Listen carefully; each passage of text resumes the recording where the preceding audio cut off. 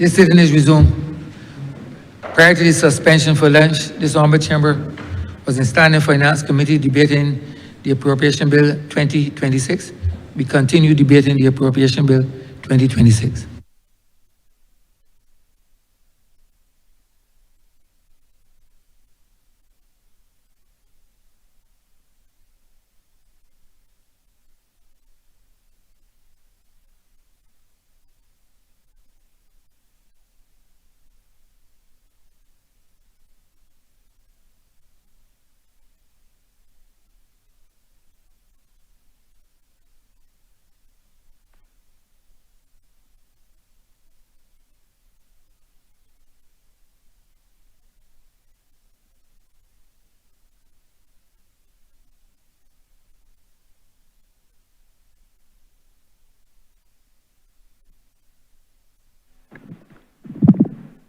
This House is now in Standing Finance Committee. Honourable Member for St. James Central.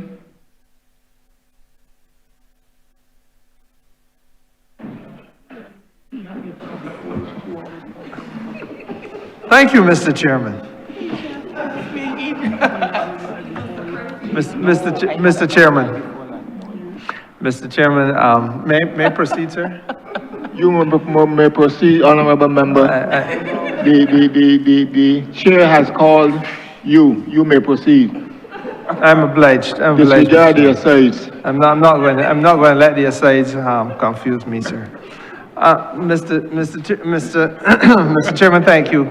Minister, I know that it is only maybe about as much as a month has passed since the election, but there was joyous news in the north of the island to discover that there was going to be a policy intervention that will enable young people in the north to have access to facilities of a Olympic-sized nature in terms of swimming pool.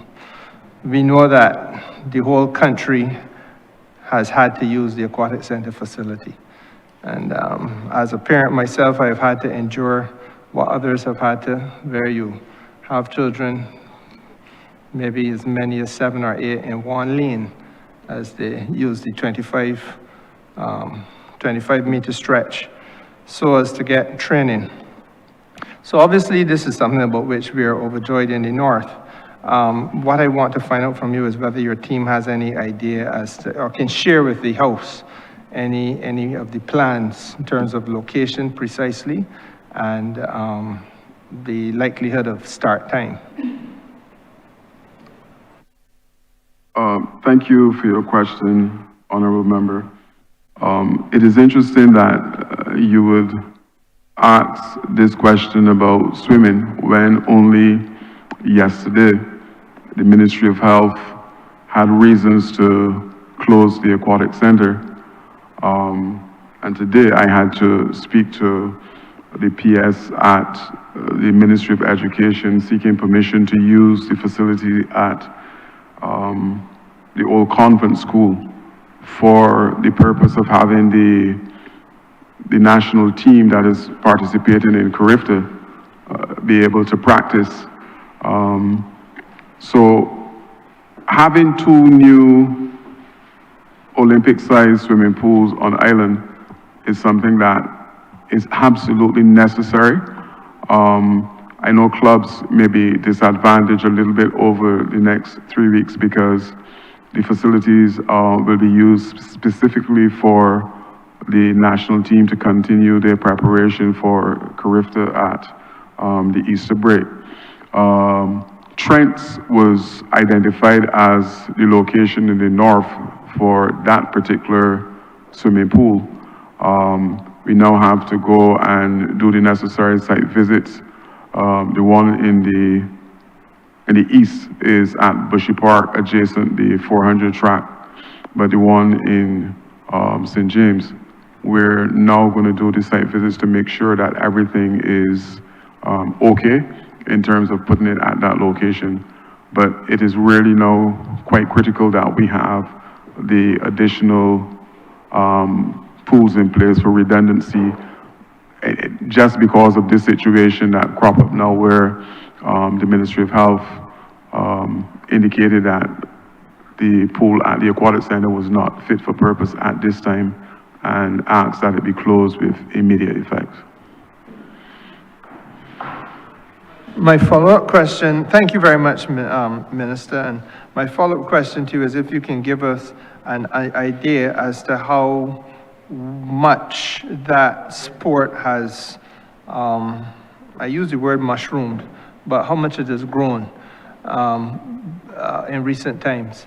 My sense of it from a distance is that certainly there's a transformation. When I was at school, there was no such thing as competitive swimming at an inter-school level.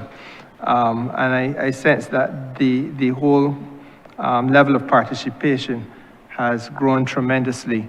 But are you in a position as Minister to be able to give us any data as to the extent of participation across the island at both public and primary level? Thank you, Minister. What I would say to you is that right now we have approximately 10 clubs, 10 swim clubs on island functioning. In my estimation, people will go to their particular clubs because of a preference. Ideally, I would like to see maybe the numbers cut where there's a little more concentration in terms of the training. With 2 pools coming on stream, maybe it will take some pressure, not maybe, it will take some pressure off of the aquatic center at Wildy. But you're correct, swimming is one of those sports that is mushrooming. And I believe it will continue to do so because, as mentioned by you, it is now something that is competitive within the school setting. So what we need to do now is to be able to manage what is happening within the pool. And again, it reads down to having the requisite amount of coaches to be able to handle those 10 clubs and to be able to continue to be on the cutting edge of what is happening as it relates to swimming. I'm told that swimming is something that you don't normally take a break to say, well, I'm taking a 4 weeks break from track or whatever. It is something that will continue.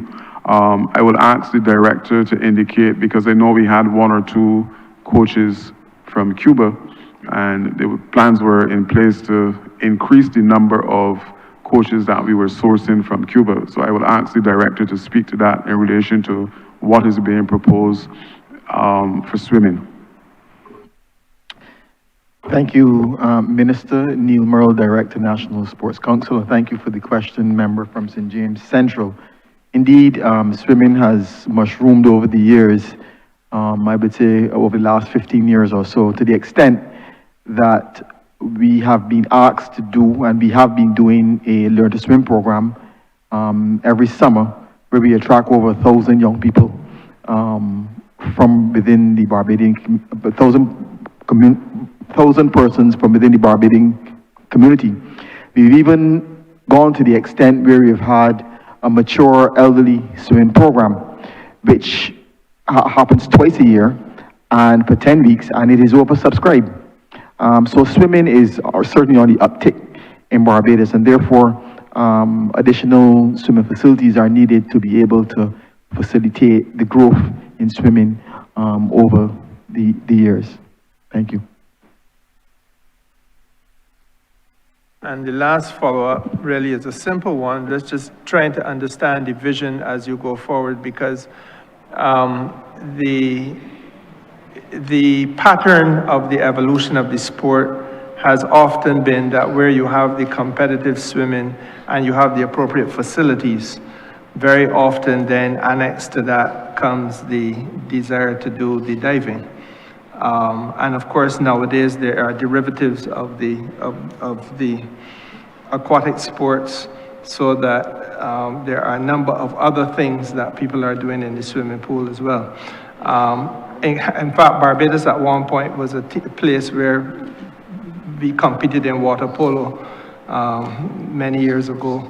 And my question is, are you all seeing a vision for that type of evolution, and whether the new investment at Trent's, for example, or the other one, I think, where's the other one in the east of the island, are they going to be able to carry that kind of facility, diving, for example?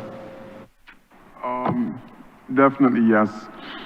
I know that there's a constituent of mine who is, I think, deputy or vice president of the Polo Association, and he's doing a lot in terms of trying to resuscitate polo on island. So I believe that that is something that we will see coming on stream. In addition to that, at some point in time, I had discussions about improving what is at the aquatic center to include now a diving pool. So if provisions are put in place, we may see the diving pool as well at the two locations that will also now allow people to be involved in the platform diving, which is another area that you mentioned that is coming out of the swimming. So yes, definitely we need to get those particular programs, because oftentimes Carifta is like, what, 18 under 19. When they move past that, a lot of swimmers tend to just fade. So if we can channel them into a different water sport, then I think it will all go well for us going forward. So yes, it is something that is being considered going forward. One of the things, Senior Minister, that I would like to say as well is that I think, you know, we need to have some kind of national program that will allow parents to see sports as not just an add-on, but to realize that, you know, there's a lot of value for their children to be involved in whatever sporting disciplines. I mean, the more the merrier. And I'm talking about starting from young, because if they're able to explore different disciplines, then they may find that particular one that they can excel in. But we tend not to allow our children from a young age to be involved in the process. And I would have mentioned in Cuba, where primary school children are training with the hurdles.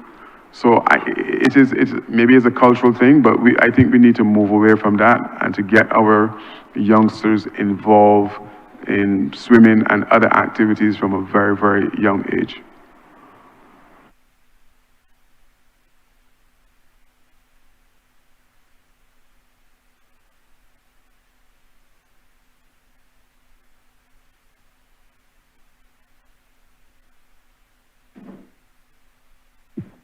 Thank you, Honourable Member for St. Michael South.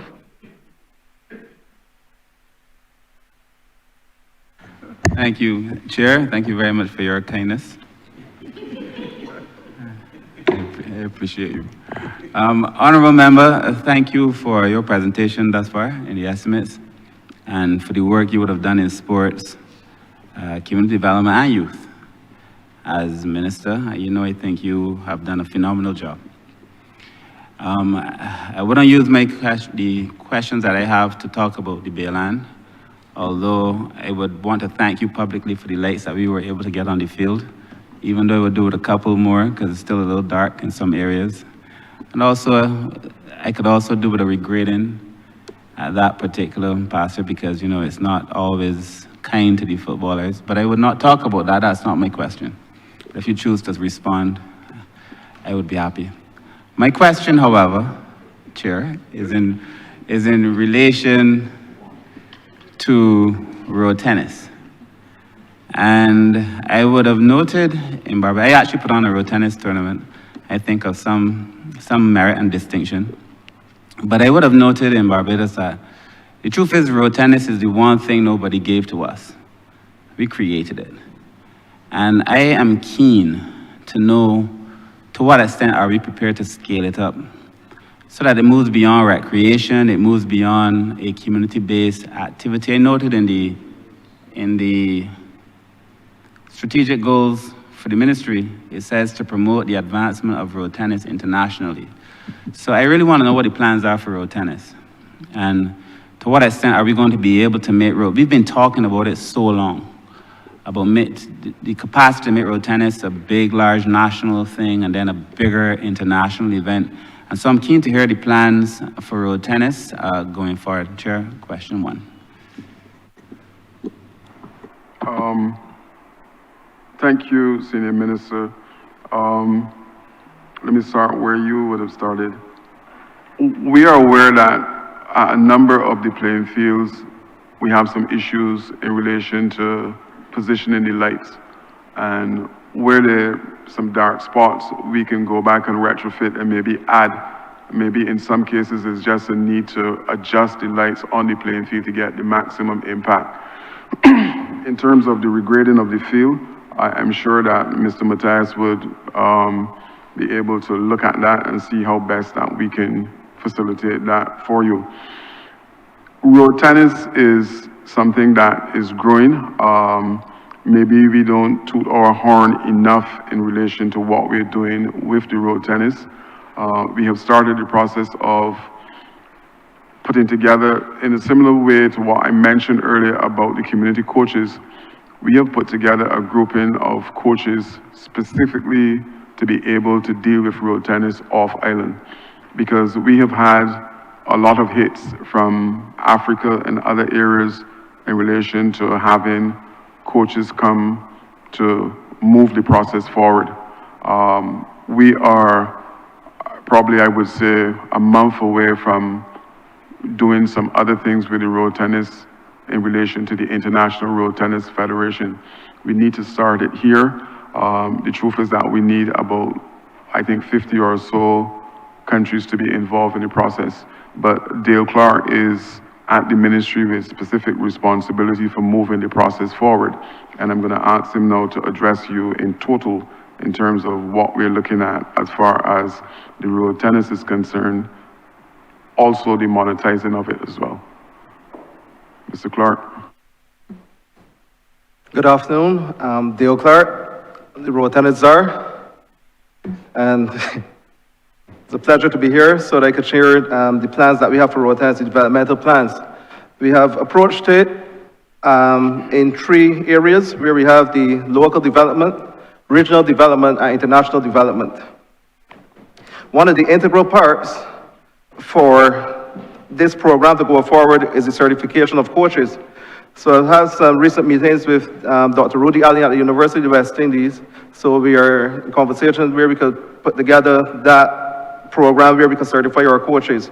Because this lends to also creating employment, because these coaches, the plans to deploy them around the world, export the coaches and our officials, similar to what Cuba does with their coaches and officials. So that's one of the things that we are looking towards development. Locally, we are going to be implementing a grassroots program where they're going to be in each constituency, and that program will target 20 children. It's going to be 2 cohorts, so it's going to be, they're going to run for 3 months each annually, and that will give us a pool of 1,200 children annually coming into sports. Because while traveling, my concern is that we, even though we have started the sport, we might not be relevant in the years to come because of the, how to put it, the eagerness that is seen when we travel abroad, how many people want to play the sport and how they, just want to stay on the court to participate. So that is one of the programs that is going to be fundamental. There's also going to be addressing the lack of females playing, so we're going to design programs specifically to get the female participation, and that's going to be through a number of female initiatives. Then for the international aspect, I have developed and designed a 2-year grassroots program that we'll be introducing to the countries that we go to. So the ministry, the government's role now would be to have dialogue with those countries where in the MOUs that we signed that it puts provisions for us to export our coaches to the relevant countries. Thank you. So my follow-up on this question is, look, we've been in the estimates now for 2 weeks. And my view has been, I've been consistent on it, is that the estimates of a ministry tells you the vision and the policy direction of that ministry. You put your money where your mouth is for the most part. I can't tell from the estimates how much money is going to what road tennis. I imagine some is, but it's not broken down that way per sport, which is understandable. But I feel we have to see road tennis as a really big business. With the same kind of investment strategy that you would have for any other business. And I mean like a serious business development strategy. I don't know if the ministry has one. I don't know if the czar for road tennis had created one. But we need to have one, and it needs to be known to Barbadians. Because the capacity for road tennis, first of all, at the local level, when I was minister responsible for crime prevention, I felt road tennis was perhaps the easiest win in a crime prevention strategy. Simply because you don't have to take people far out and buy expensive rackets, and you play road tennis where you live. I felt it was critical to being able to help us deal with some of our crime issues. But beyond that, just a national strategy to the extent that we invest in cricket, the way we invest in football, with the same kind of money is being put behind it.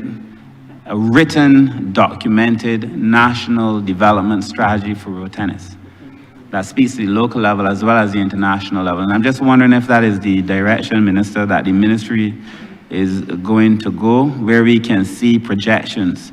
And I'm not talking about projections in hundreds of dollars, I'm talking about thousands and millions of dollars. And that kind of level of focus. So my question, my follow-up question then is in relation to that development strategy, Chair. Thank you again for the question. We have 1.9 allocated to the development of road tennis at this time. And yes, I've had conversations with Mr. Clark in relation to a number of things that I think we need to put in place. Standardizing the weight of the rackets for the youngsters as opposed to them playing with the same racket as the adults. There's actually a road tennis academy that is alive and well at Blenheim. We are the first sport on island to use the line technology, as you may be aware, when the finals are being played in the gymnasium. So what we're trying to do is to make road tennis travel. As you mentioned, being able to make this a big business. I spoke to the principal of SJPA at one point in time to see if we can have the road tennis balls printed with the machine that they possess at SJPA. He said they had to retrofit it. We would have to go back to see if that is the case so that we have balls that are manufactured here. The rackets are something that I think we can export. There's a big interest in Africa in terms of us getting there to promote it.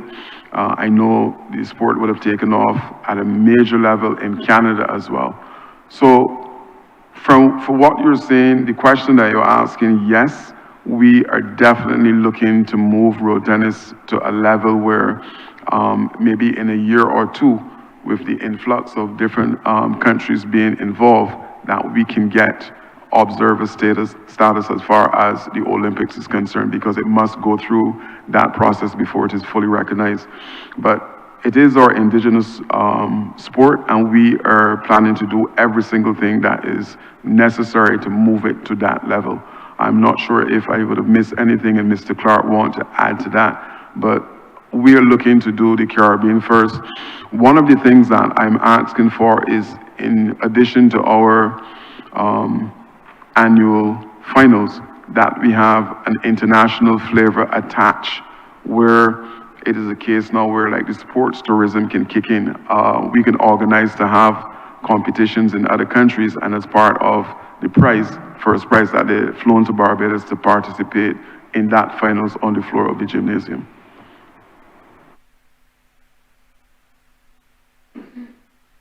My final follow-up, Chair. The question for me, I know that road tennis is in schools, but to the extent that when I went to school, I went to St. Michael's School, and the pool that you mentioned, every student who goes to St. Michael's School in first form, you have to take swimming. You have to go to swimming. And we used to walk over every day to the convent. Every Thursdays, we'd walk over. The Honourable Member for St. Thomas, also St. Michael's School, but we'd all walk across. We had to take swimming. And I'm wondering to what extent we have to be serious about this indigenous sport. I know some schools play tennis. I don't know if all do. But I think it has to be part of our educational curriculum like any other thing. If we really want to pass on the value of road tennis, not only for sport, I'm talking about a serious philosophical underpinning of who we are as Barbadians. I had to take swimming in first form, whether I wanted to take swimming or not. A person should be playing road tennis in schools, whether they want to or not. Every Barbadian should know how to play, or at least have had the opportunity to play. So I'm just again asking about the relationship with the Ministry of Education, and to what extent has it become large enough, Minister, I know you're visionary, but large enough in your mind to see road tennis as that thing where every Barbadian child must come into contact with it at school, like they do with English and math, and as I had to with swimming at St. Michael's School. Thank you, Minister. I will part answer you and then Mr. Clark will come in. But we have had so many requests from schools to have a court placed at their location. And I think it is because of exactly what you're saying, that they're seeing a need to have the indigenous game at the location. The good thing about it is that the Minister of Education is very, very open to this as being part of the process of having sports embedded in the school system. So we will have further discussions with him in relation to how we can not only, because I mentioned earlier this morning the study that we're doing, or we're looking at, to see how many youngsters within the primary school setting are actually involved in sports. And to have road tennis as one of the other attractions, so to speak, in terms of the discipline that they can get involved in, I think, you know, we're on the way to doing that, but I will allow Mr. Clark to expand on my answer to you. Dear Clerk, road tennis, sir. In extending on what the Minister Griffith said, we have redesigned the National Primary Schools Program, and we're also going to be introducing a secondary schools program. The challenge with the road tennis in the primary schools from the coaching aspect is the amount of coaches that we have. And in speaking to them, they say sometimes they go 1 week and the next week they don't get the same students. So that is why the grassroots program, where we could get the children out of the school setting, probably on Saturdays or a time frame after school, will lend to the school children getting to participate in road tennis so that we could develop a proper youth program when it comes to road tennis. Chair will yield, but I know the Minister, and I also know the Minister of Education, and I struggle to accept that we would want to say the best of Barbados is that you can't find a coach or a teacher who could play part-time coach, so that all children have to play road tennis. And to the extent that you're getting different children, these are all very fixable problems, Minister, with some meetings and so on. As you said, the Minister of Education is also very keen. And I know the tennis czar has been walking around Barbados trying to push road tennis. There are too many people who are invested in road tennis's development for us not to be able to overcome what I think really and truly is a relatively small hurdle. And so, Minister, those are, Chair, those are my questions. I just want to leave that final rest in thought with you, Chair. But as I said, you've done a particularly very good job. Thanks. Just to follow up, Minister, look, one of the things that is required now in sports on island is for the private sector to believe and to understand that they too have a role to play in the development of sports on island. Oftentimes we have situations where our national players go overseas to represent country, and then when they return home, there's a lot of pressure that comes to bear from, you know, we had a situation where an individual was managing our national netball team, And when she returned home, the company was restructuring, and the only body who was released was her, because they felt that she was spending too much time with one of our sports, a national team. So I believe it is time that not only the marketing department, but the owners of business on island see a need to join with government and to support some of our local athletes and some of our clubs in relation to the development of sports. You have businesses that are functioning within communities and their schools and their clubs, and when they go seeking sponsorship, it's a resounding no. And you wonder how it is, because these are the same people that actually assist and help your business to grow. But there's no give back in relation to that. So whenever I see private sector involved in sports or with young people, I mean, I welcome it, because that is the way to go. That is the way that we're going to benefit. It is impossible for government to do this alone. And, I'm hoping that given time, or the passage of time, that they will come to that place where they figure, well, we need to be able to sponsor a community team, or we need to be able to sponsor or adopt a school that is within the locale of my business.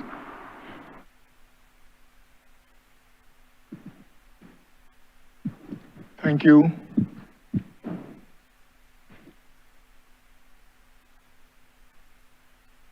Honourable Member for St. Michael Central. Thank you, Chair.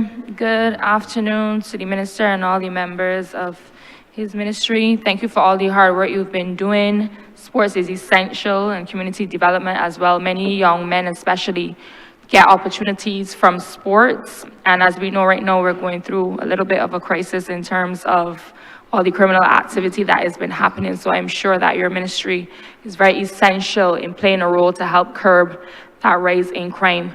My questions will be in relation to the community center in Station Hill, the Andrew Allen Community Center Chair. All the questions will be in relation to that.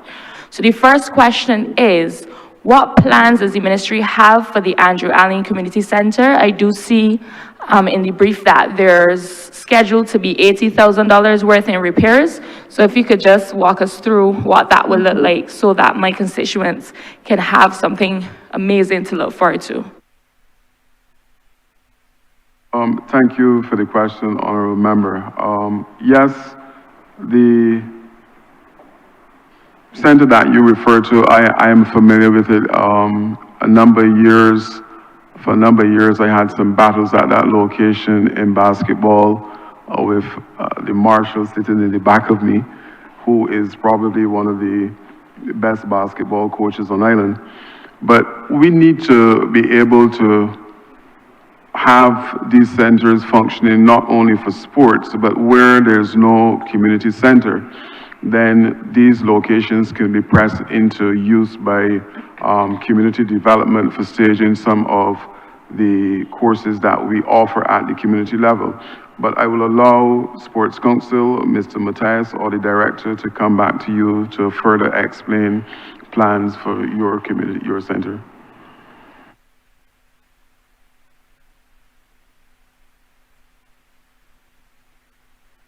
That falls under community development, sir. Andrew Allen Center. Yeah. Mr. Hollingsworth will take that.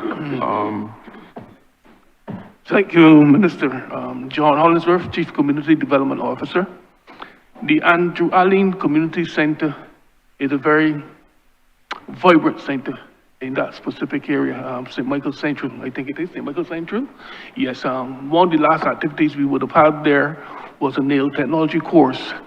Unfortunately, it had to be relocated because there was some violence in the area, and we had to move it to Bush Hall. Nevertheless, the program continued, and the participants were a bit reluctant to go back there because of that particular experience. Nevertheless, in relation to the condition, the physical condition of the center, we have recognized that there's need for significant upgrading, and we have had our maintenance supervisor take a look at the facility. He has completed his scope of works. This was only recently, though, I must add. This was like 2 months ago. And what we are in the process of doing is getting the contractors to tender for the repairs based on the scope of works. that were completed. Very soon, we should, not very soon, but the next financial year, we should be able to effect those repairs.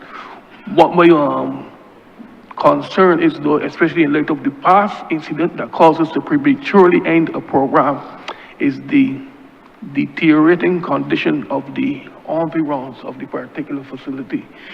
We will seek to address those as well, so that the center can maintain its vibrancy and that we can have or maintain the type of programs that we want to have for that particular area. But it's definitely on the cards, because we do recognize it is falling into a state of, I don't want to say dilapidation, but a poor state. Let me just leave it at that.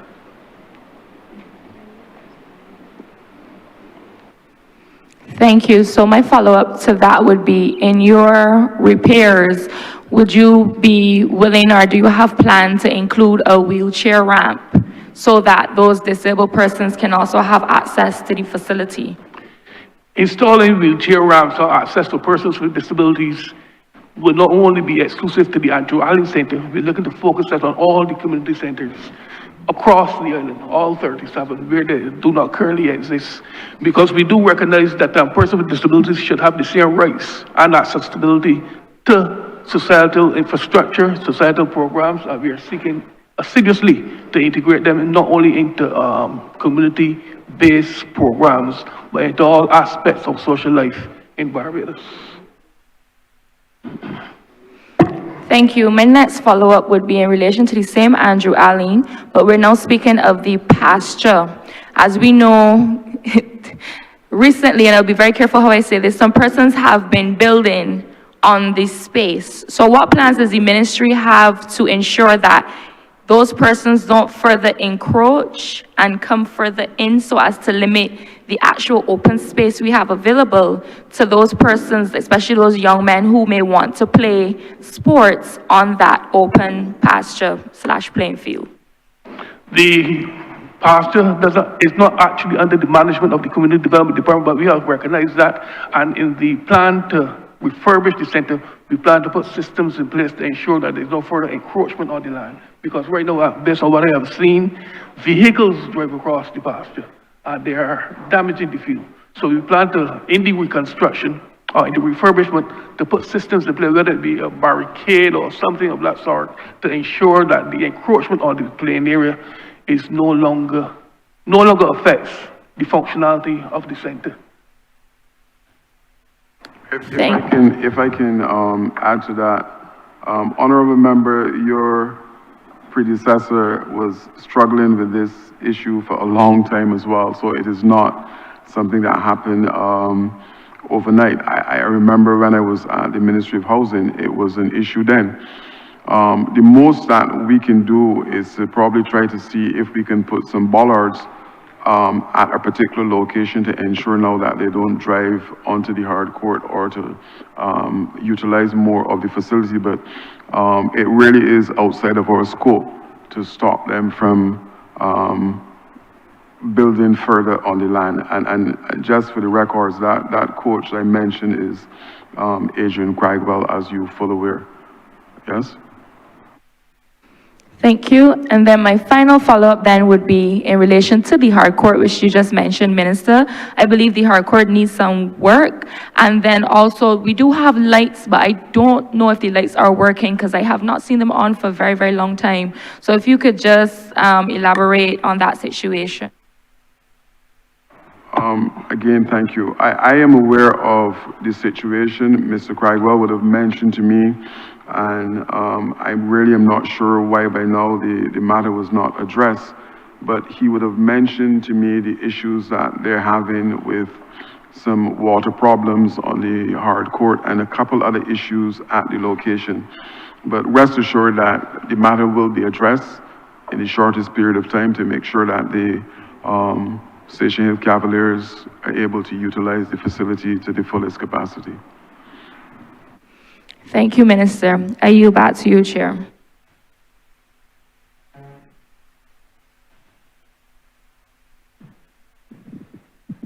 Thank you, Honourable Member for St. George South. Thank you, Chair. Best good evening to the team of Ministry of Sports and Community Empowerment. I just want to ask a few questions, but before, I just want to congratulate the minister. And I am happy to see the work that is revealing itself in this wonderful place. And indeed, both within sports and community empowerment, community development department. And I am happy to see Mr. Hollingsworth and also Mr. Clark added to your very well esteemed team.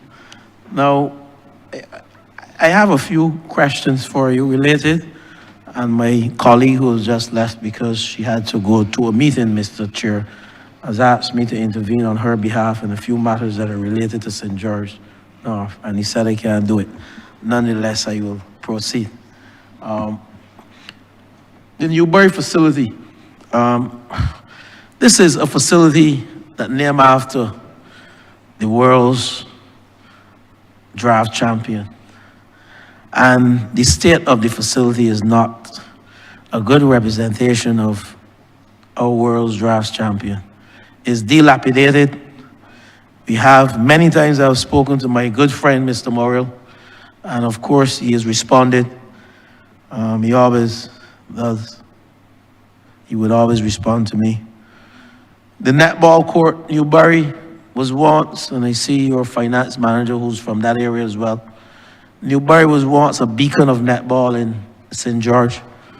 Now the court is indeed in a state of disrepair, just like the facility.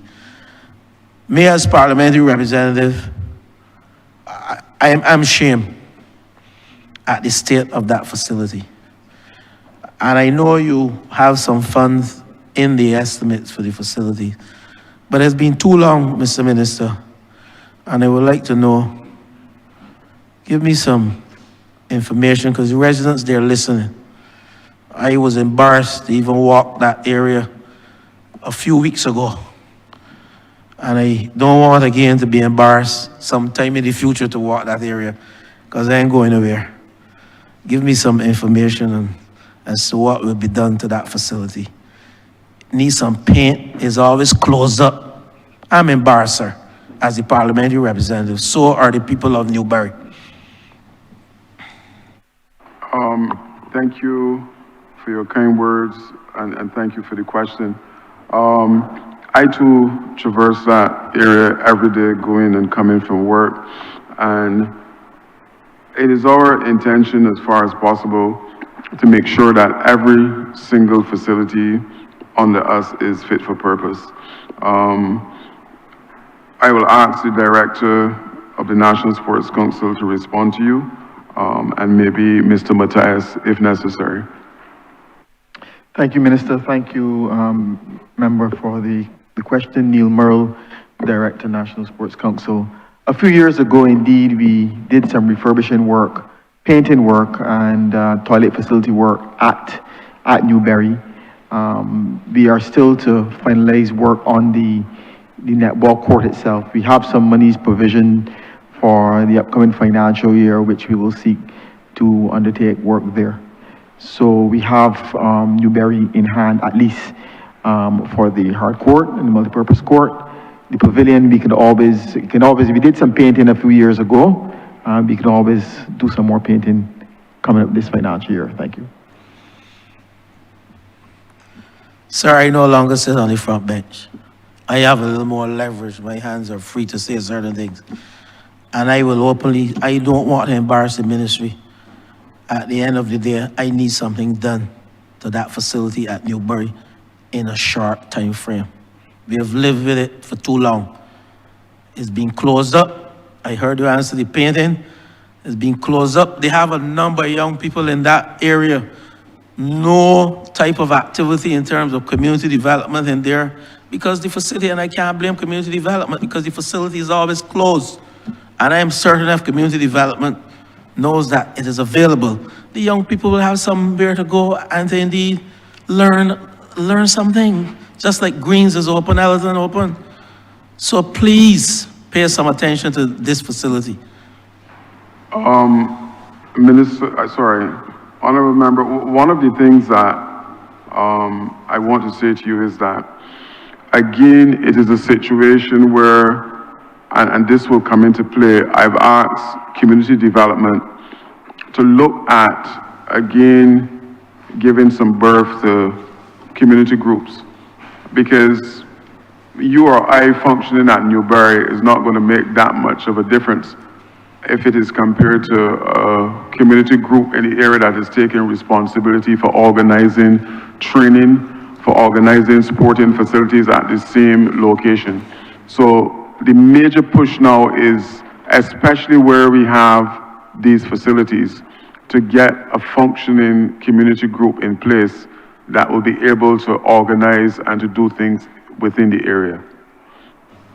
Once you fix the facility, I guarantee you can get that. So noted. My second question, Mr. Chair, and you know, I love this ministry, so don't think I'm hard on this ministry. You have a number of very good officers in this ministry, both in community and a very good PS, both in community development and in sports. And the minister is doing a wonderful job, so don't think that I'm being hard on this ministry at all. I'm just being focused because I represent over 10,000 people. And others across the country. My second question, Mr. Chair. I would boast to say that I have one of the best functioning clubs in this country, one of the largest in this country, 2 cricket teams in the BC division, second division and intermediate, Elton FC in the Premier League of the BFA, a netball team. And while I was in your chair, sir, youth, you no longer have the responsibility of the youth. I formed a youth arm, thanks to the youth commissioner, very good one. I heard she has moved on now. And we have a youth arm, stilt walking, shaggy bears. So I have close to 200, and I'm the president for the past 8 years of that wonderful club in Elton. But we don't have a car park. When I left there, I was told we had plans for the car park, no car park, many rainfalls. And we have hundreds of persons who come to watch, especially when Malvern plays St. John Culture. And there's any rain, they have to park on the road. I see gyms going up all over the country, sir. We discussed this. I know you and I spoke on this, but the others must hear, because the people in St. George asked me to raise this. For such a large club, I don't have any of those gyms. And I go and I see places where 6 persons gather and they have a gym. I hope it's not any conspiracy against my club or myself.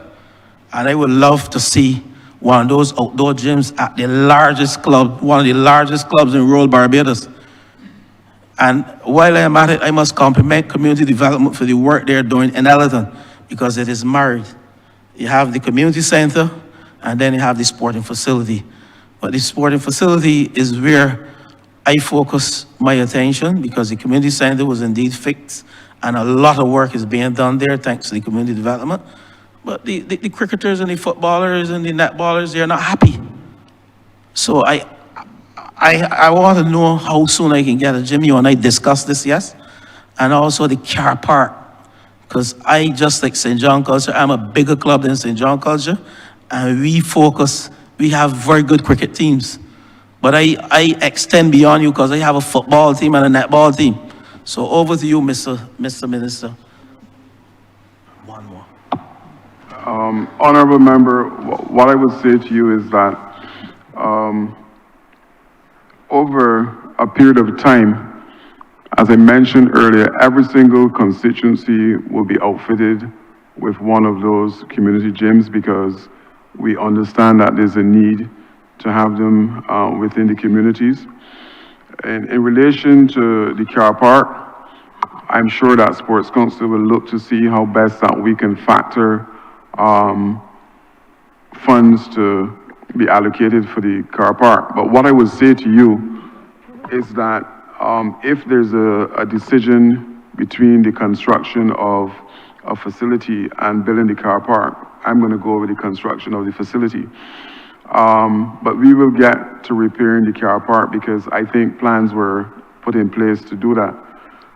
The other thing is that it is impossible, as you will be aware, for government to do every single thing at one time. I saw an article in the paper, if it was not today, it was yesterday, where a federation is asking for a home.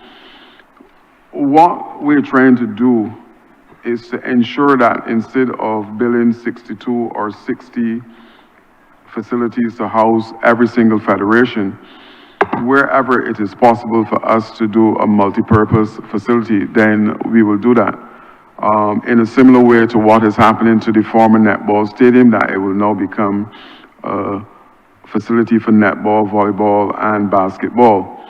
So I understand the urgency of having one of these facilities, i.e. the gym, in your location to benefit your club. And we will get around to putting that there as soon as we are importing those community gyms, and in due course you will be able to get one. I'm going to ask Ms. Warwood to speak on the installation of the community gyms across the island. Ms. Warwood. Hello, good afternoon. Sabrina Warwood, Senior Accountant, National Sports Council. To Minister's point, currently we have 13 outdoor gyms across the island. Every financial year we purchase about 7 in the aim as to expand it across the island. There's Bush Hall, currently at the gymnasium, Heights Village, Indian Ground in St. Peter, God Hill, Bridgefield, Border Hall, Map Hill, Glebe, St. Martin, Bayfield, and Zion Hill. We actually have about maybe 7 or so we're installing before the end of this financial year. I mean, the purchase, as the minister said, in terms of purchasing another 7, and we have another 7 to purchase for the next financial year. Thank you. So in essence, Honourable Member, we will be moving across the island to install these community gyms. So rest assured that yours is coming at Ellerton to benefit your club. And at Greens, because you have a mini stadium at Greens as well. I didn't get that.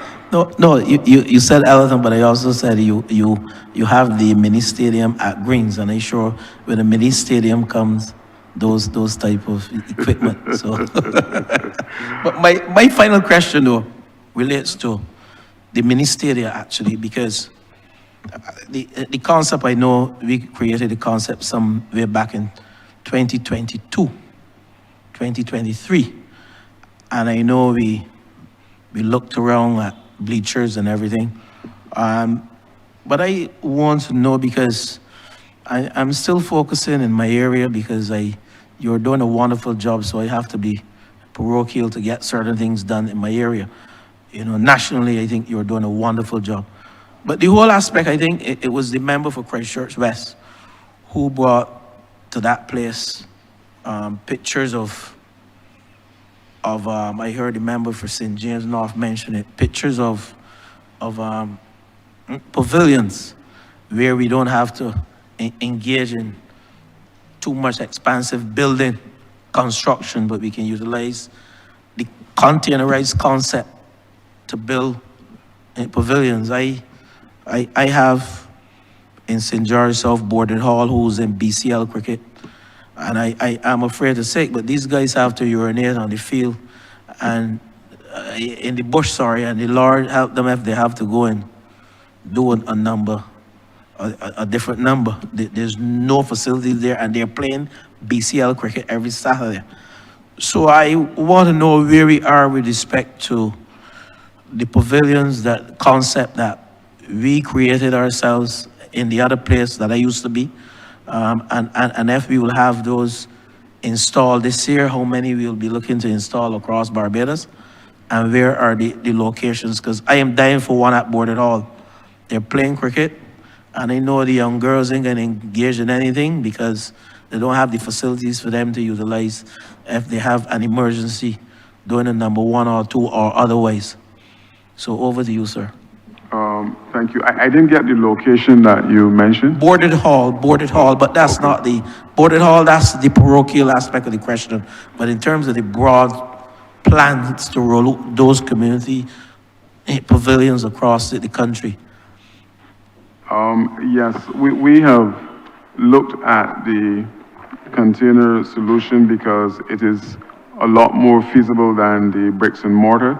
But I will ask Sports Council, either the director or Mr. Matthias, to respond to you in relation to the container solution that we are proposing.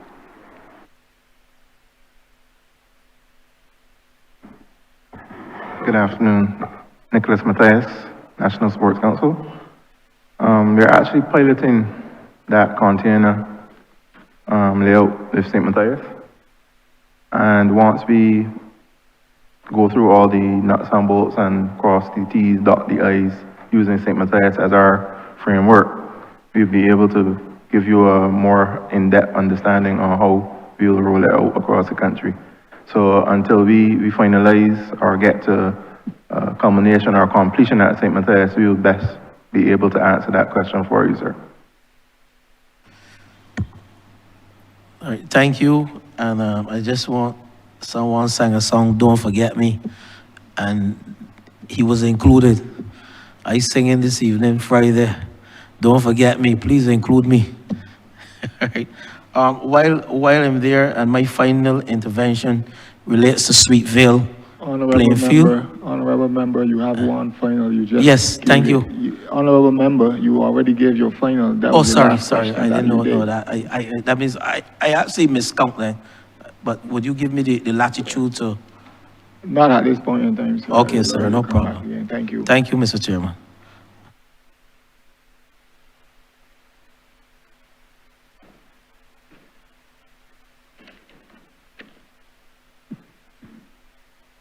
Honourable member for St. Philip West. Thank you, Mr. Chairman. Mr. Chairman, this is a follow-on question from a number of other questions that had been asked earlier about pavilions. I think all of us would like the pavilions in our constituencies to be done. I have got one at Lowthers, which is at Gordon Walters, which burned down a long time ago, many years ago.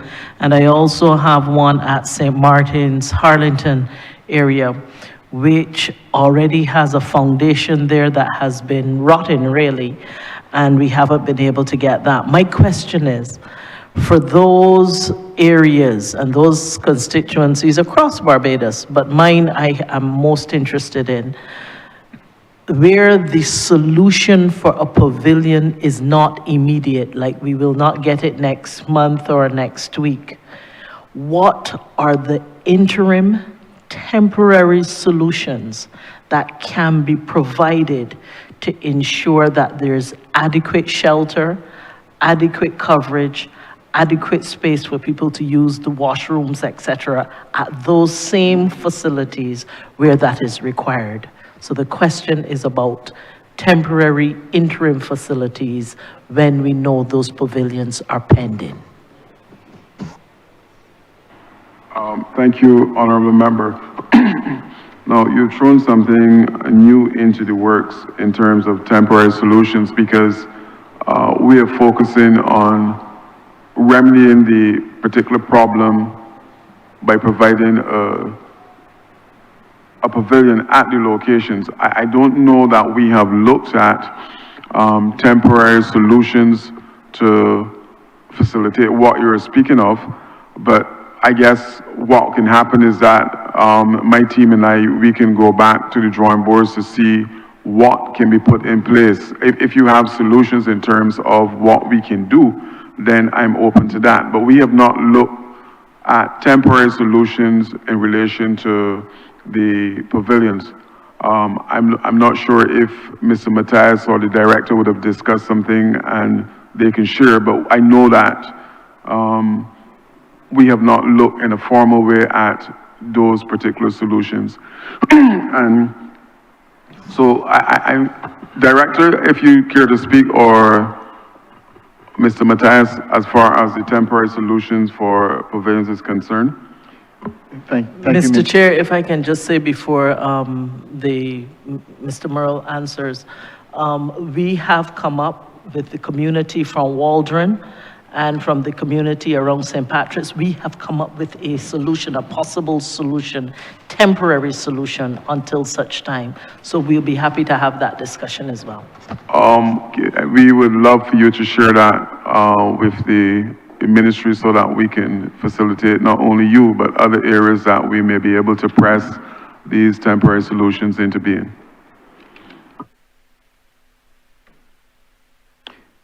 Thank you, Minister. Thank you, Member for St. Philip West, for the question in terms of temporary solution.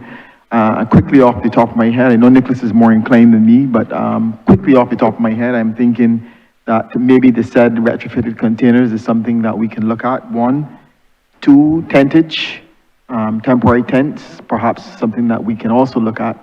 And 3, if there's a nearby school or facility nearby that can be used temporarily which is perhaps adjacent to the field, maybe that is something that we can look at. But I would defer to Mr. Matthias, who may have a little more knowledge than myself on this regard. Thank you. Good afternoon again, Nicholas Matthias. As the minister said, the temporary solution was nothing that we had intimately looked into. And if you do have a solution, we are definitely all ears. So I look forward to meeting with you at some point in time in the very near future to see what we can work with and what we can put in place.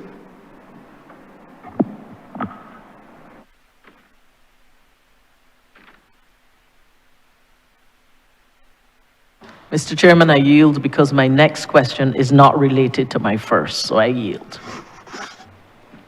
Thank you, Honourable Member.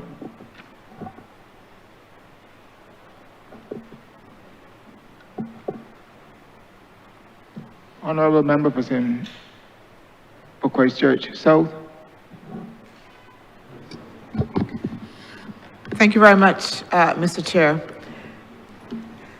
Minister, thanks to you and your team for the discussion thus far. I think that I am in the unenviable position. So while others will complain either about the state or the conditions for their community centers, Christchurch South doesn't have a community center at all. And therefore I am asking if there are any plans in the works to be able to ensure that the good people of Christchurch South will be able to have a community center of their own anytime in the near future. Thank you, Honourable Member. The truth is that this is the first time that we're hearing a voice from Christchurch South. So we're prepared to work with you as long as you can identify a location. We will do the site visit and we will put the necessary plans in place to make sure that you are not disadvantaged in your constituency. Thank you very much. Thank you very much for that. I feel very good to be the voice that is heard for Christchurch South, Minister. But until such time, can you let me know what opportunities through community development for training, etc. Because of course we do the site visit, it will take some time. So over that period, what can Christchurch South expect from community development by the way of programs? You know, we have a number of initiatives going. I will first allow the Deputy Chief to speak to you about the community engagement program that we're rolling out that is impacting the lives of a number of young people, and then the Chief will speak to you about other programs that are coming that you can source in Christchurch South. Deputy Chief. Thank you, Minister. Good afternoon. Kay Hines, Deputy Chief Community Development Officer. I must say, we may not have a community center in Christchurch South, but the department can accommodate programs within that area through the faith-based organizations. We can form collaborations with these organizations and have our programs within the churches.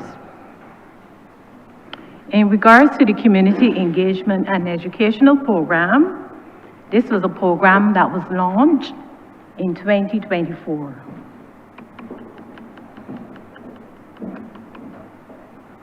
We would have collaborated with a number of agencies, namely the National Insurance and Social Security Service, the Barbados Revenue Authority, Sagicor Bank, and the Public Workers Credit Union. We would have recognized that a number of persons lack the basic knowledge in relation to the regulatory services as well as the financial services sector. So we brought together personnel from these 4 organizations, and we held sessions at a number of community centers throughout the island, as well as faith-based organizations. In 2024, we held 12 sessions, and in 2025, we held a further 11 sessions. Overall, 300 persons plus were reached, and they were able to engage the NIS officers in terms of the various services offered by that department. The sat-down persons were able to sit down and have that one-on-one discussion with an NIS officer.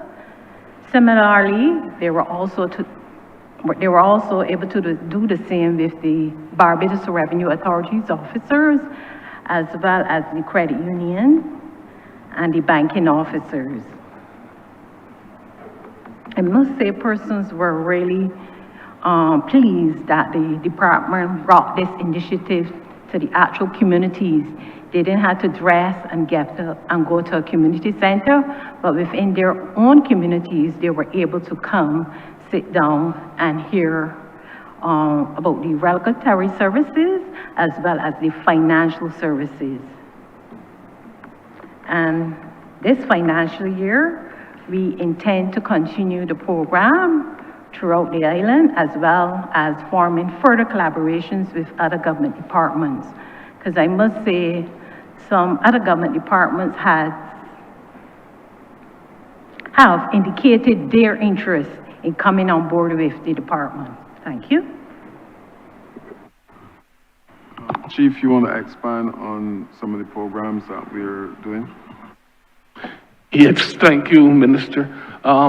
What the Community Development Department is doing in relation to the absence or in recognition of the absence of a center in Christchurch South is that we, as Ms. Hines was saying, we tend to utilize other facilities within the constituency, namely schools, which would be Christchurch Foundation. Then there's the Church Hall of Christchurch Parish Church. Because in spite of the fact that there may be a facility operated by the Community Development Department that is absent, we tend to utilize other places that can accommodate us. As it relates to a facility, as the Minister would have indicated, we would need to have some kind of guidance as to the most suitable place. When it was occupied in another entity, public sector entity that is, I knew that there was one located in Oistins upstairs, that facility there, but that wouldn't be suitable any longer because I do not even know what it is used for now because as I would have just indicated to the member for St. Michael Central, we have to ensure that all persons have access to these facilities, particularly persons with disabilities. So we would definitely have to look at a new facility for Christchurch South or retrofitting some abandoned building or something like that, of that nature. But rest assured that there's a community development officer assigned to the area and a community development aide. They don't necessarily be directly located in Christchurch South, but we can have the aide. One is stationed at St. Christopher, the St. Christopher complex, for sure. And then there is Briar Hall. In spite of the fact that they may be far apart, the aides are responsible for ensuring that all communities are covered with our programming.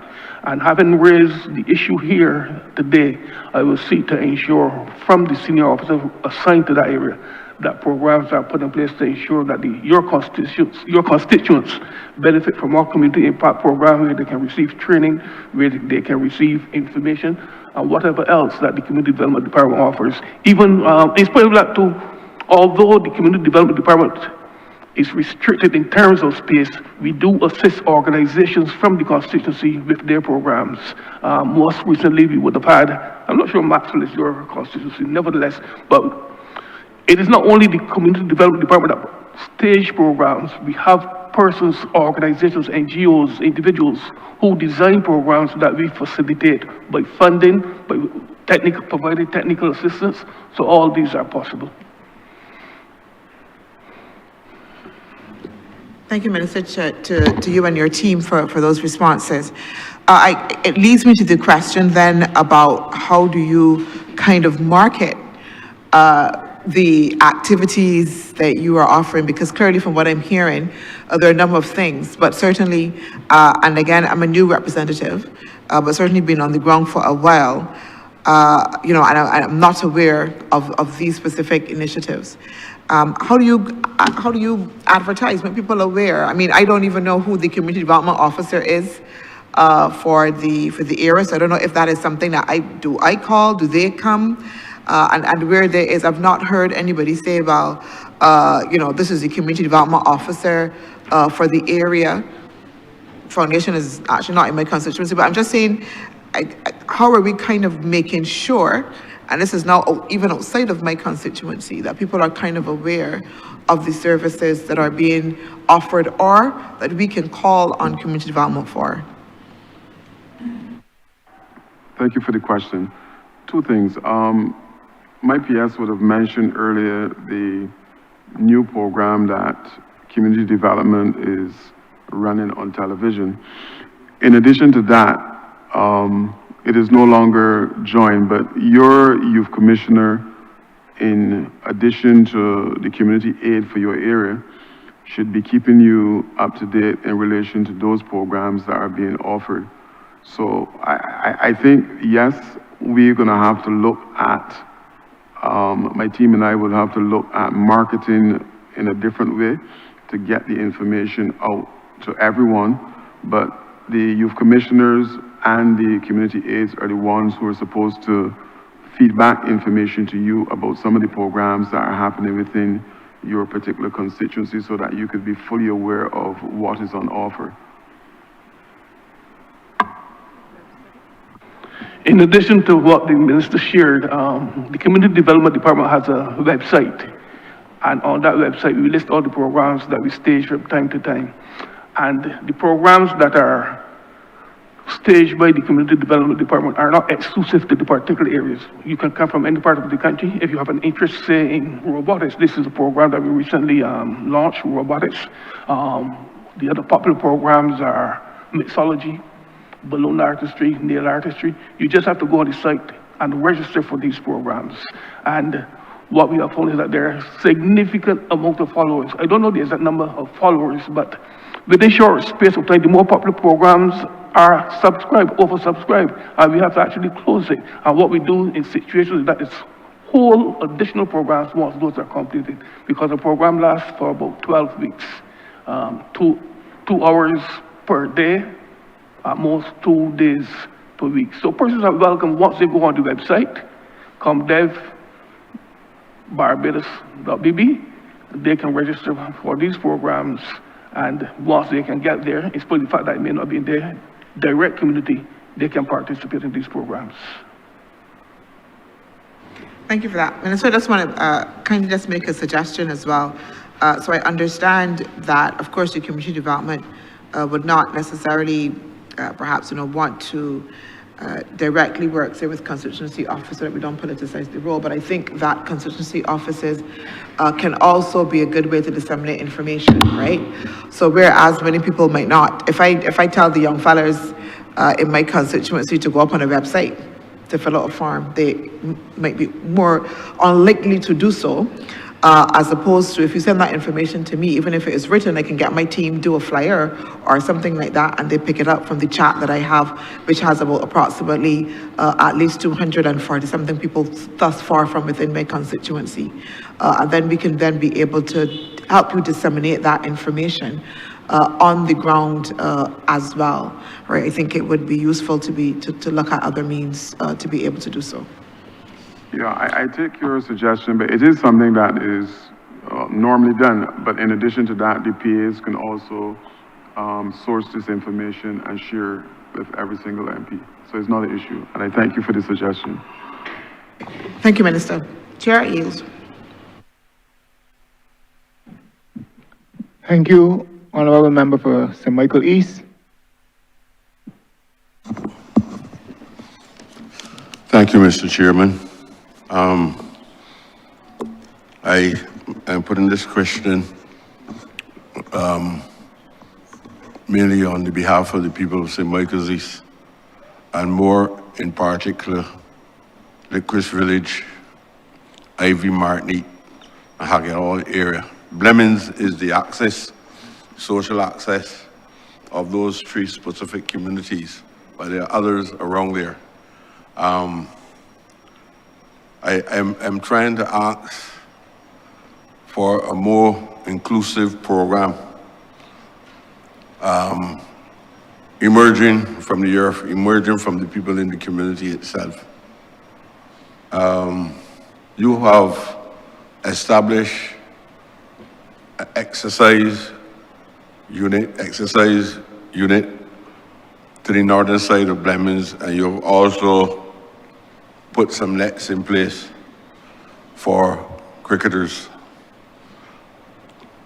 It is not easy for the people within the community in which these units were established to have access. Do you have a policy that is more accessible than people having to look from the outside, see the equipment there, can participate in the use of the equipment, and even young cricketers, and if you understand the genesis of cricket, well, some of the best cricketers are the ones who did not come out to the established sports clubs around Barbados, especially out of the BCL. Do you have a policy that will allow the groups? You have established groups there like Blemins, like Benfica, Ivy Rovers.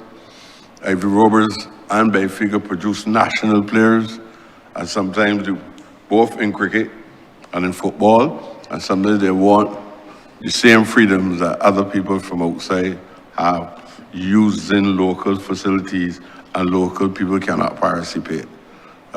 Do you have a policy, or have you taken into consideration how you can make the system a little more inclusive for them? Honourable Member, what I would say to you is that not a single location under the ministry is exclusive to anyone.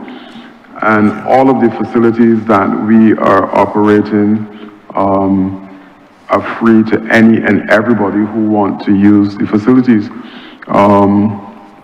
I'll come back to you, but we have a gym at the gymnasium that is open to everyone who wants to pay.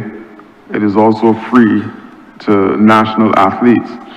At Blenheim, because of the location and because it lends itself to developing it in the way how it has been developed, it is a facility that would not in any way exclude any member of your constituency being able to use the practice nets, to use the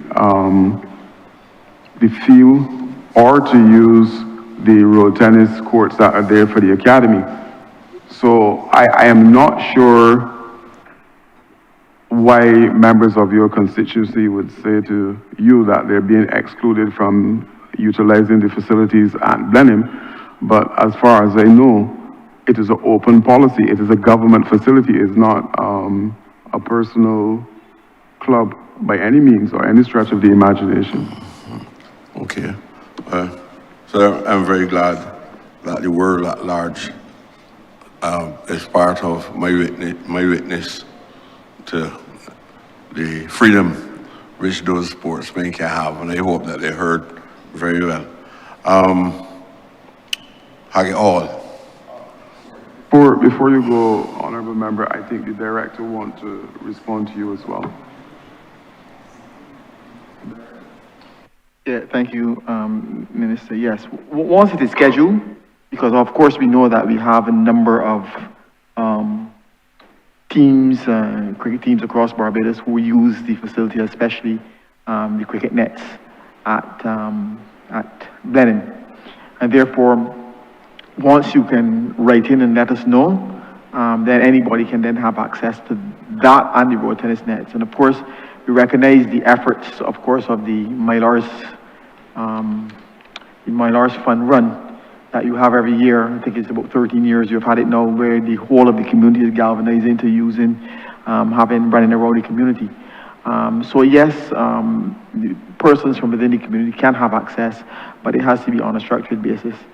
And just by writing to the council and just letting us know, because obviously the nets and so on are scheduled.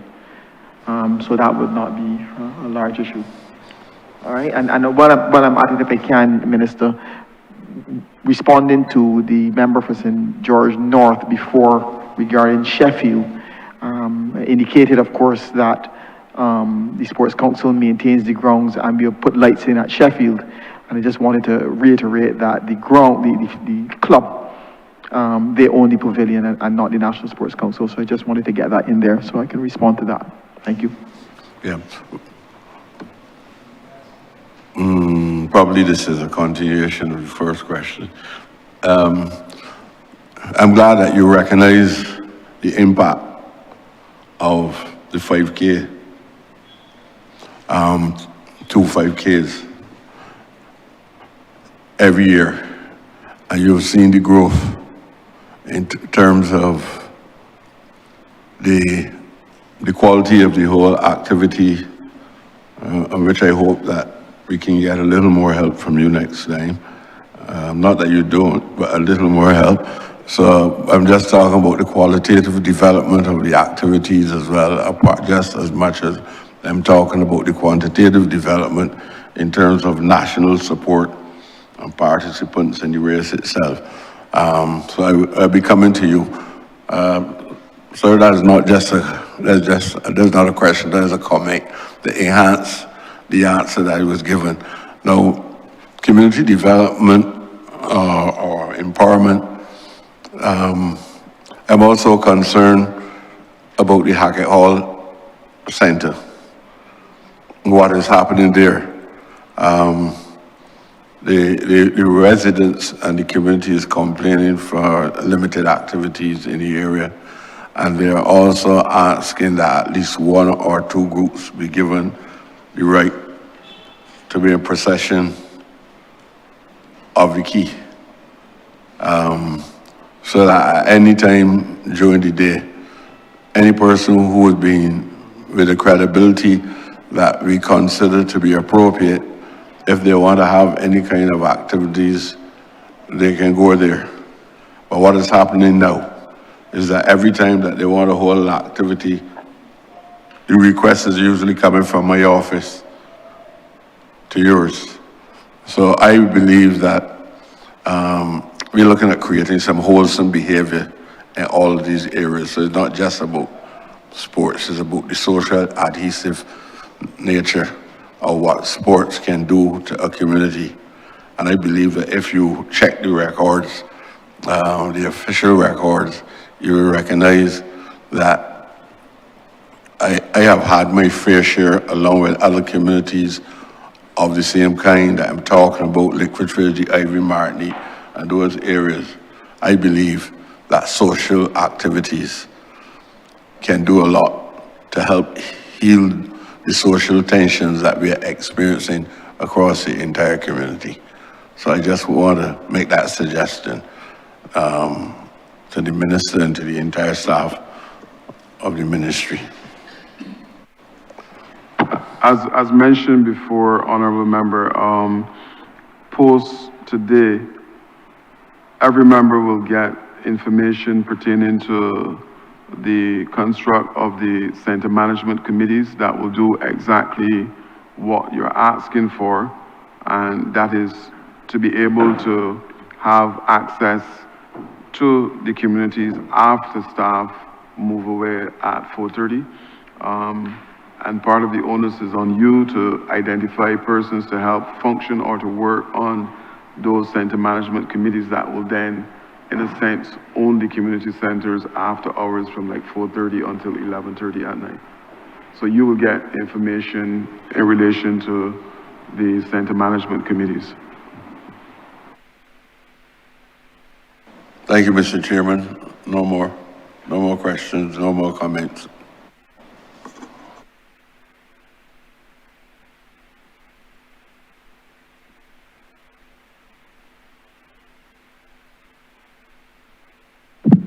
Honourable Member for St. Philip South.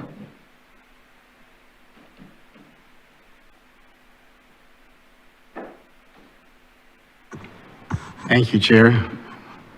My question is to the Minister.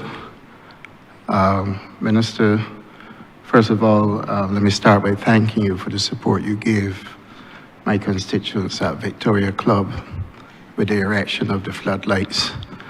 I'm indeed grateful that we were able to get those out early. But I do believe that the project with Mini-stadia across Barbados is one that needs greater interrogation from the point of view that I'm sure there were stated objectives when this project was established. And with great anticipation right across Barbados, many of our constituents were looking forward to them. Can you tell us if those stated objectives have been met, what has been done so far? What has the response been like from the people who have been recipients? And what are the plans to make sure that you continue to roll out so that a constituency like St. Philip South, for example, can benefit from a mini stadium and therefore be able to be part of the national celebration of having such a facility? Thank you, Honourable Member. You know, the Mini-stadia project was a massive success. There was one dissenting voice about the Mini-stadia project, and as you and I know, that voice is no longer relevant. One of the first indications that the Mini-stadia project was working at an effective level would have been the St. Michael's School staging their Glow Sports at Brer Hall. And with the Usain Bolt not being available to them, they were able to close all of the gates at Brer Hall with the exception of one, where they were taking funds to enter the facility. And in speaking with one of the organizers of the Glow Sports, they said it allowed them that year to make substantial money that helped them in relation to the track team as far as travel and preparation is concerned. I have seen the need and the success rate of the Mini-stadia projects. You would have heard earlier about the mobile bleachers that we were able to move to different locations in order to impact seating at different events. But the officer who was responsible and did a fantastic job in relation to the rollout of the Mini-stadia project was Deputy Director Bascom, and I will allow him to speak a little on the Mini-stadia projects. I will tell you that the only issue that we had really with the Mini-stadia projects is that John Public somehow liked the plants more than the National Sports Council. So we had plants at locations, and the next day they were someplace else. Deputy Director Bascom, just speak to the Mini-stadia project and your work. Good afternoon, and thank you, Mr. Chair.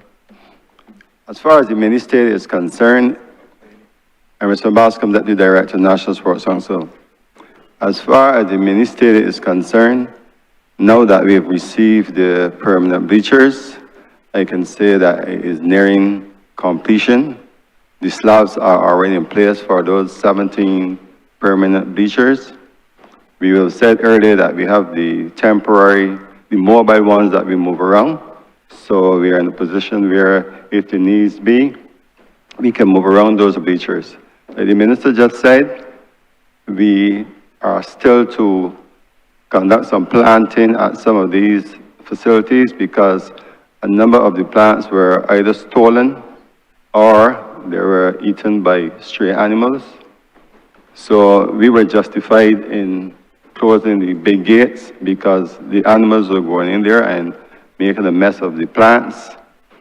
The general public close to those mini-stadia who had a love for bougainvillea actually stole them. As a matter of fact, there was one case where the NCC was on the western side of one of those facilities doing some planting, and some people on the eastern side were taking out the bougainvillea were only planted half an hour earlier. That's how bad it was. So there's just a little snagging to be done, like I said, to bring completeness to the facilities. Like I said, closing the big gates because there are a number of pedestrian gates at all the facilities, but we had to close the big gates because vehicles were actually going on the fields and people were doing donuts, etc., and destroying the fields. As far as what was mentioned earlier in respect to the center management committees, yes, we have already received from Parishland only a few days ago representation for the club there to take possession. I'm using that word loosely to take care of that facility. So we're looking forward to other clubs sending in the requests because we do not want to expend the amount of money that we have on those facilities for malicious damage to be occasioned to them. Thank you.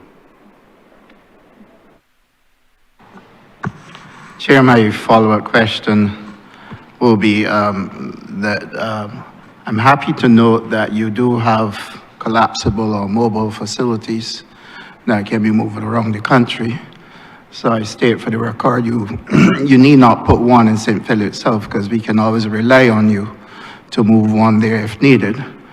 And so with that saving in your budget, I'm asking that you consider Gemswick, which has a plane facility that was supposed to have been established since we came to power in 2018. And so far, nothing has been done. And I would like for you to facilitate them at Gemswick with the budget that you are going to save with a pavilion and a playing field at Gemswick with floodlights, because I believe that a promise made should be one that ought to be carried out. And therefore, we promised the people at Gemswick that they would have been facilitated. I will never pressure you for a mini stadium in St. Philip South because there's no need. But certainly to give us a facility at Gemswick with the gym, a community gym, is something that I would crave your indulgence in and look forward in this coming financial year to have it done at Gemswick. Honourable Member, look, as you're aware, government is, through my ministry, trying to make sure that all of our sporting facilities are up to scratch, fit for purpose, so members of the surrounding communities can be involved in some form of physical activities. We will do the site visit to Gemswick because we have started the process of identifying what we call dedicated football fields. And the Honourable Member for St. George South started the question, and I would say to him that in Sweetville, that facility is one that was earmarked as a dedicated football field. But we now have to put in some work as far as the infrastructure is concerned. And similar to what is happening or what you're requesting, Honourable Member, we will do the visit to your proposed location and we will see where maybe the gym can be sited. And if it is the case that the area that you're identifying as a playing field can be upgraded into something that is better than what currently obtains, then we will do that. Yeah. Thank you, Minister. And Mr. Chairman, my final follow-up will be, when you're doing the visit, I wish for you to also visit Victoria. I know there's a young cricket under 13 academy going on there. Chair, with your permission, this is also done in association with Jaffa Archer. And I would like for us to be able to help them to expand that program there. They are prepared to work with the ministry in putting a pavilion there and also carving out a space for road tennis. I think the people who are behind the project are world-renowned and good enough to be trusted to be able to carry out such a project in collaboration with the ministry. We will assist. The fact too that you're mentioning junior program, I think you said U13. One of the things that I would love to see as Minister of Sport is that our established clubs on island, and I'm not sure, Honourable Member for St. George South, if this is happening at Malvern, but too often we are lacking a developmental program on island for our young athletes, people who are involved in sports. I mentioned earlier that government gave all of the national federations $25,000 to be used for developmental programs with their respective national federations. We have not seen reports. I believe the National Sports Council got 3 reports out of the 50+ national federations in terms of how that money was used for developmental purposes. But there's an absolute need for established clubs to have a feeder program put in place to develop our young athletes, regardless of the disciplines. So you have, for example, cricket clubs that are functioning in an area where they're primary schools, and nothing is being done from that established club to reach out into the primary schools to say, look, we are going to adopt you and we're going to work with you in terms of our junior program. The National Sports Council is the Herman Griffith competition, and it is really unfortunate that all primary schools on island are not involved. Now, I understand the low role in terms of maybe it is impossible to form a team. When you look at my constituency in St. John, there are 2 primary schools and the roles are not high. But there's nothing wrong in combining those 2 primary schools to form one team to be involved in the process.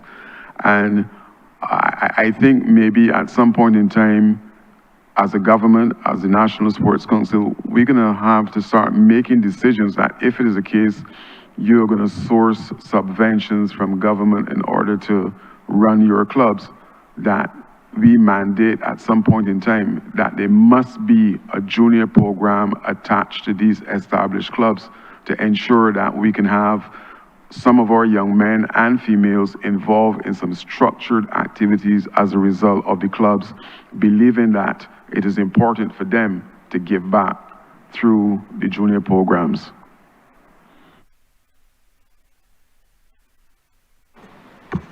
Mr. Chairman, I note the comments of the Minister, but wish to reiterate the importance of that academy, given the persons behind it, and to also state for the records that we've had great success in the West Indies under-19 team. There are about 3 players who came out of that academy.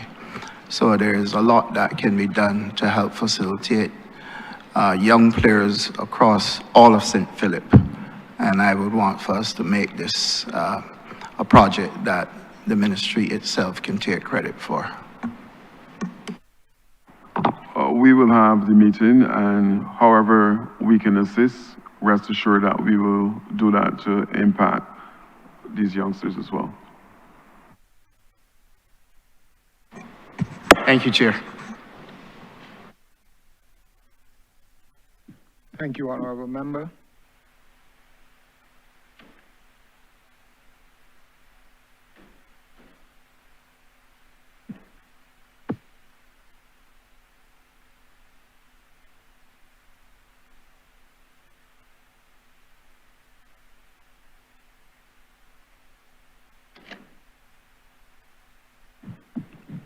Honourable Member for St. Thomas. Thank you, Mr. Chair. Glad for the last question from the Honourable Member for St. Philip South. I happen to hold the view that there are a number of very good clubs in Barbados that are doing well, especially at the level of the developmental programs for youth, both in cricket and in football. And a lot of the established clubs in Barbados should take note as to how they are developed. Indeed, many coaches across both sports, cricket and football, have their own private training programs at many of the facilities across Barbados. And they do very well. They're very lucrative. They're well run, well organized. They go on tours that don't require any sponsorship from the state or assistance from the private sector, indeed. Many parents are associated with the organization of the work of the club, the training, the practices, the matches, and all of the activities associated with these clubs. And sometimes, as a state-owned entity, ministry, we try to throw money at the solutions out in the community when that is not necessarily warranted. And I just want to caution that it is not a case where government has to go there and do everything. We create the enabling environment and facilities, yes. But I think more has to be done to bring the regulation of sports administrative bodies across Barbados into line. They should have annual general meetings. They should have audited financial statements. They should have a list of members. The sport should be regulated. They should be teaching people about betting, illegal betting, anti-doping, all of these things in a regulated environment. And I think we need now to put the legislative framework behind the requirement that every national sport rise to a certain level administratively as to how the clubs at the various communities across Barbados are functioning. Sometimes they don't function at all. And some of these clubs are beneficiaries of funding from the state or from the private sector, and in some cases, they're not run very well. So I just want to ask as a first question, where are we with the sports development legislative framework? Thank you for the question. Let me deal with some of the stuff that you mentioned first. Look, one of the organizations on island that is, they're not blowing their horn enough is the Barbados Olympic Association in relation to the training of individuals who function on the executive of a number of our national federations. I would have benefited from one of their programs over the period of time when I was in basketball. And I think if a lot more of our national federations would take up the offer that is coming from the BOA in relation to training, a lot of the things that you mentioned just now are offered by the BOA in terms of helping national federations to get strong.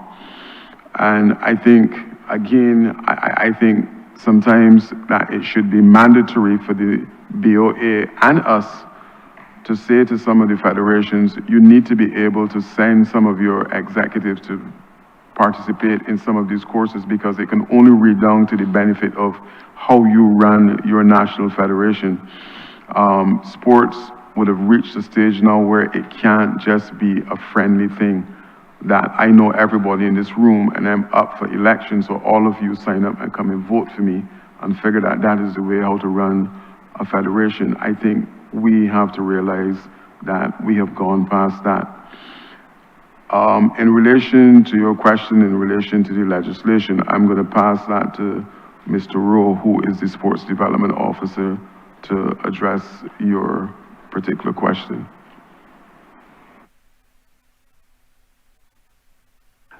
Thank you for the question, Minister. As you would be aware, we have prepared the National Sports Policy, out of which will fall the Sports Development Act. And the Sports Development Act is intended to address matters such as that, the accountability and governance pertaining to the national federations and guiding the national federations. With respect to the Sports Development Act, part of the act will look at beyond just guiding them, but creating that framework, that legislative framework that ensure that we can monitor and enforce what they do, what they're supposed to do, and what they actually do. For too long, we have then, as the minister indicated, provided funding for national sports organizations and clubs, and they're not doing exactly what they're supposed to do. So the framework will bring to bear a measure by which we can hold them accountable, one, but also provide that guidance and ensure that they know what they're supposed to do. All right, thank you. Thank you, Minister, and through you to Mr. Rowe. I'm still on the theme of the development of the sport, the concept of sport development. Minister, a lot of work has been done, and you have spoken about the Mini-stadia and the importance of developing strong communities in Barbados through these facilities being provided. And I want to encourage you and the ministry to continue to roll out this program. It is really transforming lives in communities across Barbados. And thank you for the good work that you have and you and your team have been doing. Now, one of the major sports in Barbados is horse racing. I'm here on the team of sports development. And one of the areas in which we have done well as a country has been in the production of very fine quality jockeys and indeed trainers.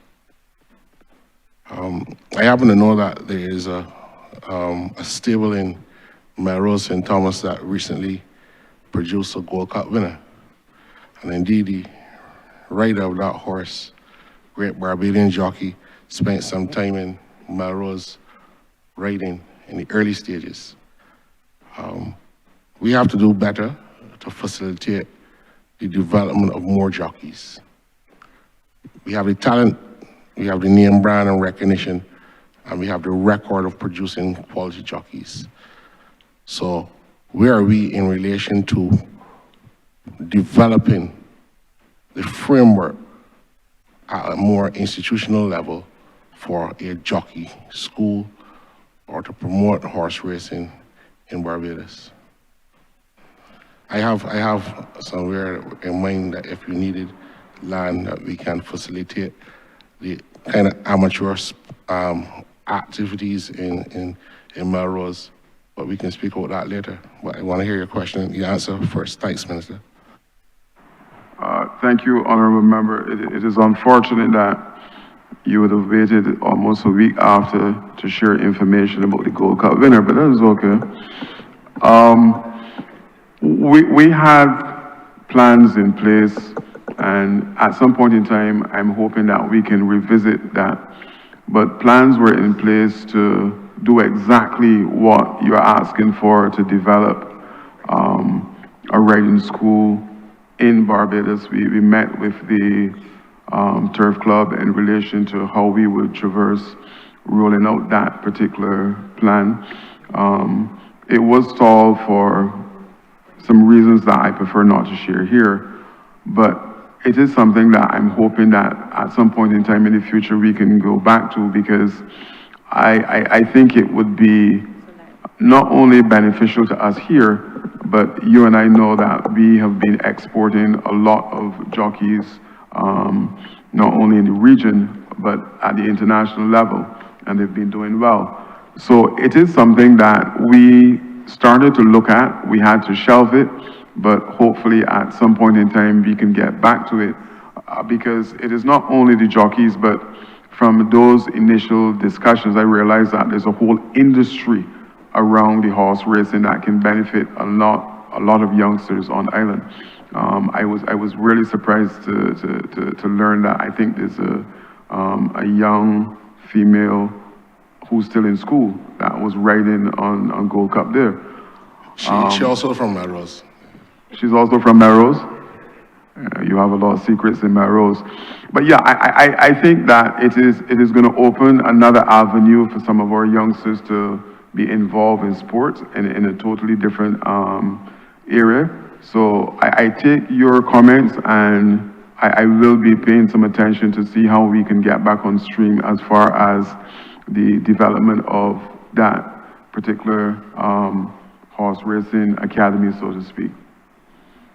My last follow-up in relation to the whole concept of the development of sports development, Minister, is we do a very good job of producing sportsmen and women in a number of various sports in Barbados, no less cricket, for example.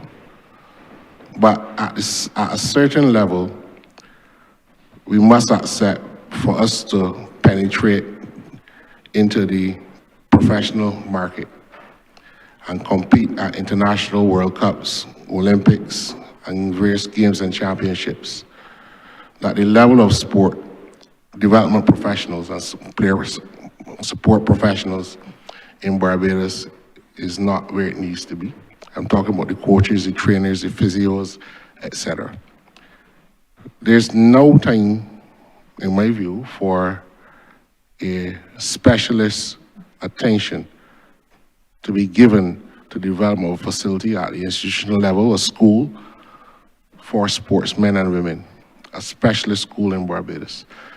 An international athlete, or Olympic athlete, or international cricketer, by a certain age, must know their body mass index, their nutritional requirements in order to compete in the sport.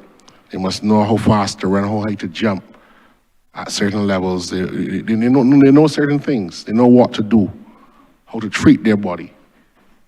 They know how many hours they need to train, muscle memory. They know how to avoid injury. Too many of our athletes and our sportsmen and women don't know this from the early ages that their other competitors know.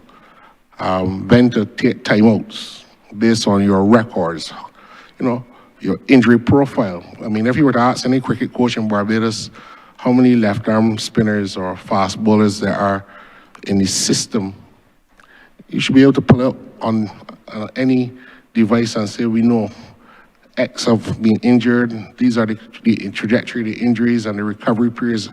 So in order for that level of professionalism that you see other countries come to international competitions with, we need to upskill.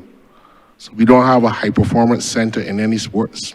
We don't have high quality gyms for our athletes, that when they go to these competitions in the Olympic villages, they see these, we have a long way to go. We have done a lot at the preliminary level, but in order to penetrate and to maintain that quality and standard of representation and to maintain your competitiveness, we need to now start at a lower level.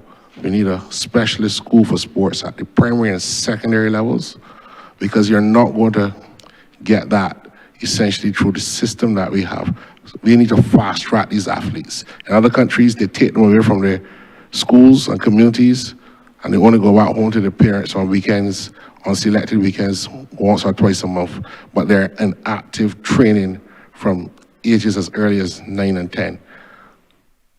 Do you see that, Minister, as a way in which we can go to supercharge the Barbados athletic and sports drive to create that world-class athlete in the future? I fully embrace every single thing that you're saying. Look, I mentioned earlier that technology is one of the ways that we're going to improve our performances as far as our athletes are concerned. And you touched on something that I want to expand as well when you talk about the officials. Oftentimes we look at sports and we see only the athletes involved, but then there's a place for us to have officials that are world-class officials. When you look at a sport like basketball in the NBA, you have 3 individuals on a court on a night running up and down, blowing a whistle, and they're making $500,000 a year for just blowing a whistle and managing a game. So we need to have our officials straddle not only the local scene, but the region and international as well.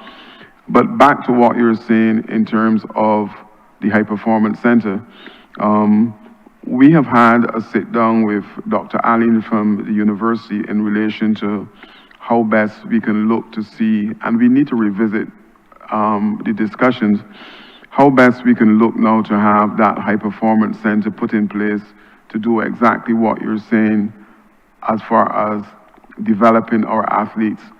If you look at international competition, you see long jumpers, high jumpers, and as soon as they complete their event, they walk to the side and their coach is able to show them real time on a tablet or something what it is they're doing, what they need to correct almost immediately. And we need to reach that stage. The fact that this thing is costly mean that, again, private sector need to be involved with government in order to build out facilities that will benefit our youngsters. And again, it is unfortunate that private sector don't see the need to be involved in developing our athletes who, at the end of the day, is going to bring that level of pride to country. And I dare say that if you look at our national athletes, the ones who are working in private sector, I don't believe you can walk into a single facility owned by these people and see a picture of our national athletes hanging in the place.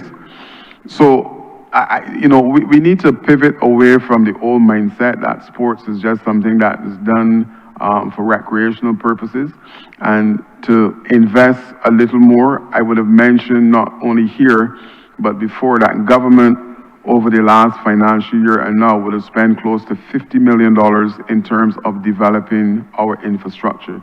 Something that for the last maybe 50, 60 years was totally unheard of.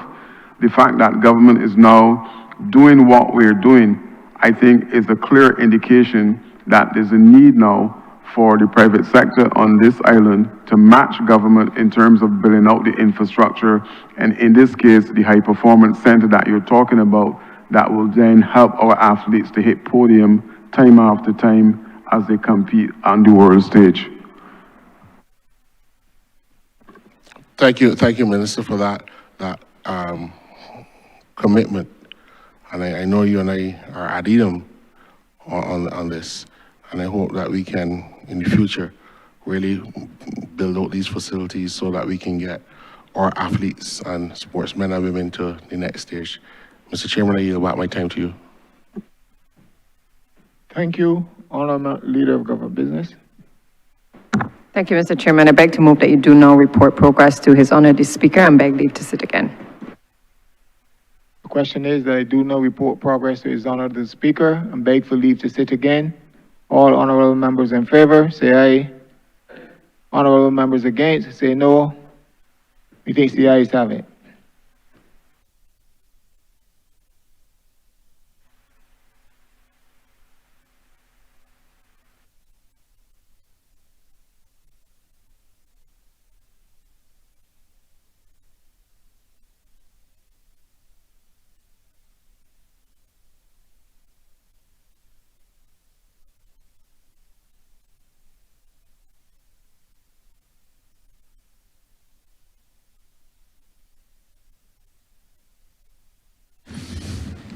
Chairman has reported progress and requests leave to sit again.